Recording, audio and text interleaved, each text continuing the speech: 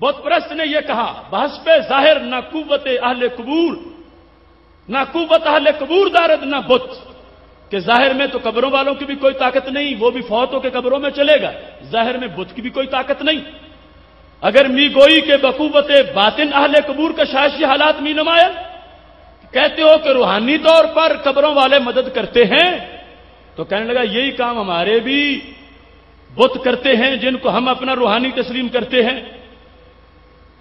می گویم کہتا از بتان ہم روائی حاجات می شبد، وگر می گوید کہ بائشہ می گویم کہ از خدا برائے ما شفاعت بخواہد، کہ اگر تم جا کے کہتے ہو قبروں والوں سے کہ تم رب سے سفارش کرو، تو کہتا ہم از بتا ہم ہی استداد آرم، ہم بھی یہی بتوں سے کہتے ہیں، یہی سفارش اور شفاعت ہم چاہتے ہیں۔ پس ہرگاہ کے جواز استمداد از اہل قبور ثابت شد، بعض مسلمان ضعیف الاعتقاد از پرستش شیتلا و مسانی وغیرہ چکونا باز خواند آمد۔ اگر بت قبروں سے جا کے مدد مانگنا جائز ہے تو سیتلا جو انہوں نے روحانی بنائے ہوئے ہیں کافروں نے، کہتے سیتلا اور مسانی سے مدد چانگنے میں ضعیف الاعتقاد مسلمان کو فرق کیسے نظر آئے؟ یہ میں نے ہو بہو جو کچھ کفار نے کہا تھا تمہارے سامنے پڑھ دیا کہ عالم دین اور بت پرست کا مکالمہ ہو گیا، وہ بت سے مدد مانگ رہا تھا، عالم نے کہا تو شرک کر رہا، اس نے کہا میں شرک کیسے کر رہا ہوں، تم بھی مدد چاہتے ہو، شرک نہیں ہوتا تو کیسے ہوگا؟ تم زندہ سے، میں بت سے، اور پھر کہا تم اہل قبور سے چاہتے ہو، اور اس طرح کی ساری صورتحال شکوں میں اس نے بیان کر دی۔ شاہ صاحب نے بڑی تفصیل کے ساتھ اس کا جواب دیا، دماغ سوچ ان کے جواب پہ اش کر اٹھتی ہے۔ فرمانے لگے یہ سارا اصل ان کا وہ مکتوب آپ کے سامنے میں نے رکھا ہے، بخوبی واضح خواہد شد۔ فرمایا بفضل الہی دری سوال چند جا استبابہ کے شدہ آن چند جارا خبردار باید شد آنگا بفضل الہی جواب سوال بخوبی واضح خواہد شد۔ کچھ 4 جگہ ایسی ہیں وہ سمجھ لو جواب سمجھ آ جائے گا۔ پہلی چیز کیا ہے؟ یہ ہے خاندان ولی اللہ کہ وہ سپوت بر صغیر کا علم حدیث ان سے ہو کے گزرتا ہے۔ شاہ عبدالعزیز دہلوی کہتے ہیں یاد رکھو یہ ہندو دھاندلی کر رہا ہے۔ پہلی بات یہ ہے کے مدد خاصتن چیزیں دیگر است و پرستش چیزیں دیگر است۔ مدد مانگنا اور ہوتا ہے، پوجنا، سارے بولو، مدد مانگنا اور ہوتا ہے اور پوجنا۔ آج چھوٹے سے کیڑے مکوڑے سے لے کر بڑے اس کاٹھی والے امام تک جو حرم میں لوگوں کو خراب کرے، سارے کہتے ہیں مدد مانگنا ہی عبادت ہوتا، مدد مانگنا ہی عبادت ہوتا۔ شاہ صاحب نے کہا پہلی بات یہ ہے کہ مدد خاصتن چیزیں دیگر است و پرستش چیزیں دیگر است۔ مدد مانگنا اور ہے اور پوجا کرنا، تو کیا پتا چلا رب کے سوا کسی کی پوجا جائز نہیں، مدد مانگنا جائز ہے۔ مومن کے لحاظ سے آگے اس کی وضاحت کریں گے کہ بت کی نفی کریں گے۔ دوم مدد خاصتن 2 طور میں باشد، بڑی باریک بات ہے۔ مدد کی پھر 2 قسمیں ہیں۔ ایک مدد خاصتن مخلوق کے از مخلوق کا مخلوق سے مدد چاہنا، جو کام دنیا دار بھی کر سکتے ہیں۔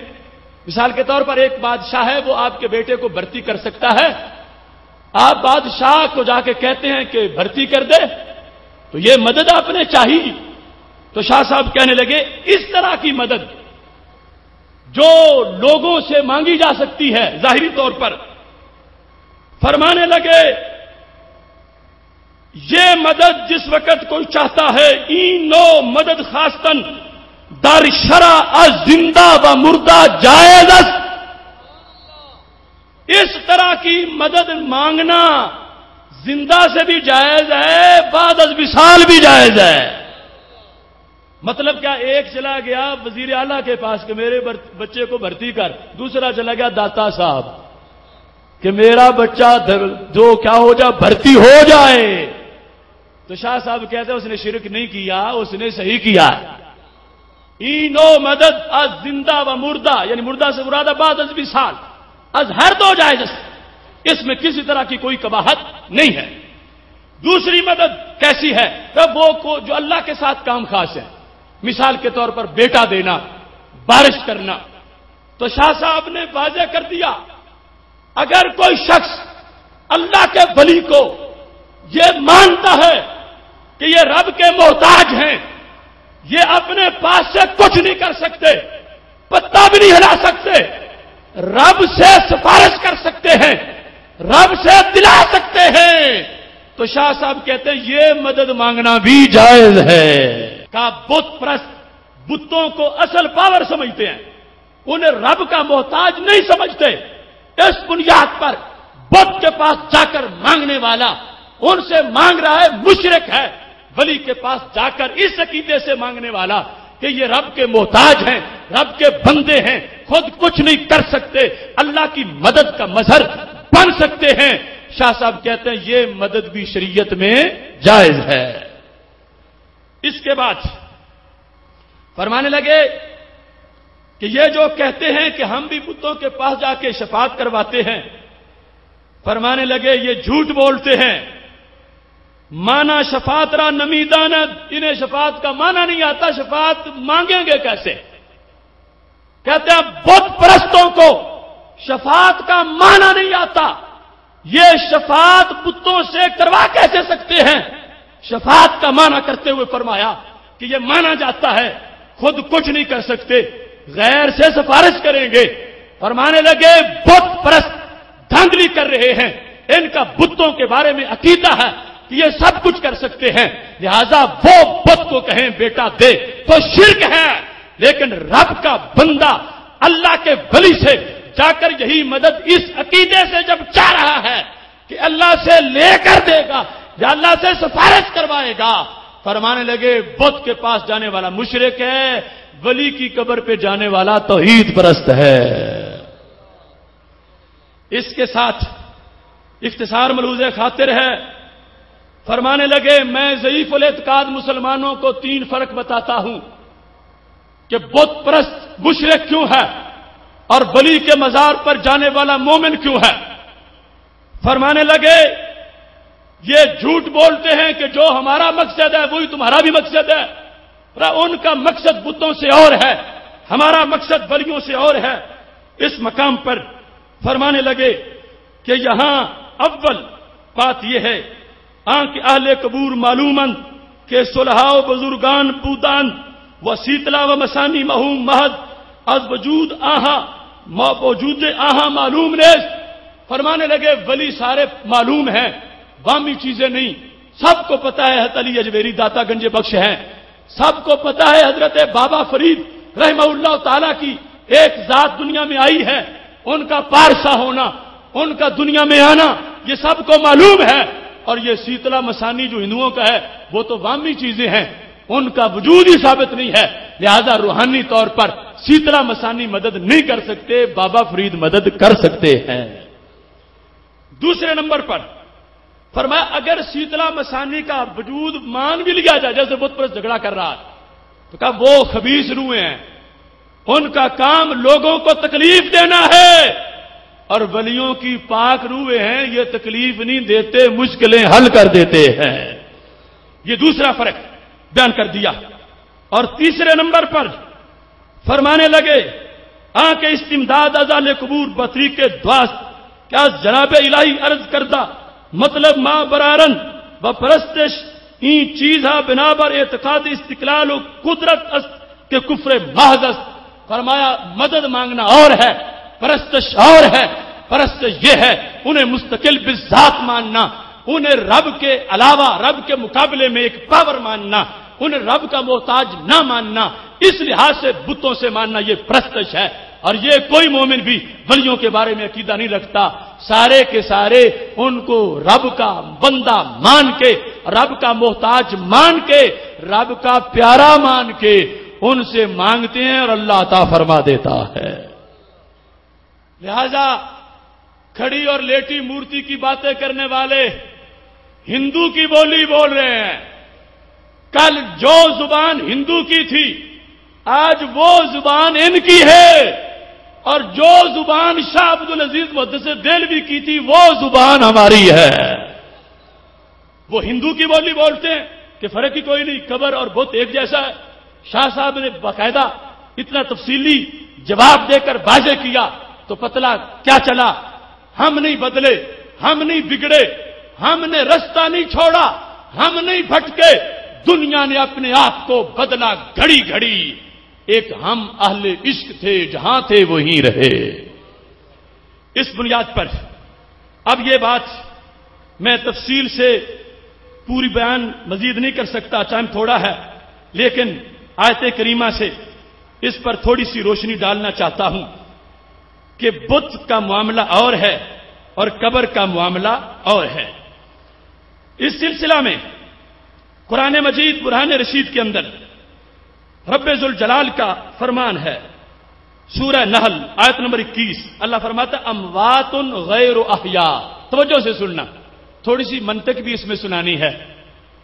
اموات غیر احیاء، مردہ ہیں، زندہ نہیں. وما یشعرون ایان یبعثون، انہیں پتہ نہیں کب ان کو اٹھایا جائے گا. اب غیر احیاء کا لفظ کیوں بڑھایا گیا؟ اتنا ہی کافی تھا، مردے ہیں مردے ہیں. تو یہاں پر تفسیر ابی سعود کے اندر اس کا تفصیل سے ذکر ہے. فتح القدیر شوکانی کی بھی تفسیر میں بھی اس کو یوں ہی کہا گیا ہے جو میں اب بیان کر رہا ہوں. کہتے ہیں اصل میں مردے کئی قسم کے ہیں. کچھ اموات وہ ہیں جن کو پہلے حیات ملی ہوتی ہے، جیسے ہم جب فوت ہو جائیں گے تو پہلے ہمیں حیات ملی تھی پھر فوت ہو گئے. جس طرح اب قبروں والے ہیں، پہلے حیات ان کو ملی تھی اب قبروں میں ہیں. اور ایک وہ ہیں کہ پہلے حیات نہیں بعد میں ملتی ہے، جس طرح کہ نطفہ ہے جس سے انسان پیدا ہوتا، پہلے بے جان تھا بعد میں اس میں جان آ جاتی ہے. اور تیسرے وہ ہیں جنہیں نہ پہلے ملتی ہے نہ بعد میں ملتی ہے. یہ ہیں بت. اموات غیر احیاء، ایک ہوتا ہے مطلقہ عامہ اور ایک ہوتا ہے دائمہ مطلقہ. دائمہ مطلقہ میں محمول کا ثبوت موضوع کے لیے بالدوام ہوتا ہے، اور مطلقہ عامہ میں تینوں زمانوں میں سے کسی ایک زمانے میں کافی ہوتا ہے. لہذا جب ولی کو میت کہا گیا، یہ تین زمانوں میں سے کسی ایک زمانے میں چند لمحوں میں بھی موت کا ثبوت کافی ہے. لیکن بت وہ ہے جس کے لیے دائمی طور پر موت ثابت ہے. نہ ماضی میں زندہ تھا، نہ اب زندہ ہے، نہ مستقبل میں زندہ ہوگا. اموات غیر احیاء، مردہ ہیں زندہ. سارے بولو مردہ ہیں وہ زندہ، مردہ ہیں وہ زندہ. اور ہم جن کی بات کرتے ہیں پتہ وہ کون ہیں؟ وہ زندہ ہیں مردہ. سارے کو زندہ ہے مردہ. کیسے؟ اللہ فرماتا ولا تقولوا لمن يقتل في سبيل الله اموات بل احیاء. انہیں اموات نہ کہو بلکہ وہ زندہ ہیں. مردوں کو، بتوں کو کیا کہا؟ اموات غیر احیاء، مردہ ہیں زندہ. اور یہ ولی، یہ شہید زندہ ہے مردہ. او بولو زندہ ہے مردہ. قرآن کہتا ہے زندہ ہے مردہ.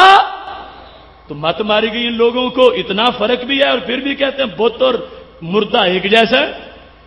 بت کے لیے غیر احیاء کی قید لگائی تاکہ دائمی طور پر اس کا مردہ ہونا جو ہے کہ نہ ماضی میں حیات تھی، نہ اب ہے، نہ بعد ہوگی. اور یہ مومن برحق تو آدھو روح فی جسدی، قبر میں جاتا روح لوٹا دی جاتی ہے.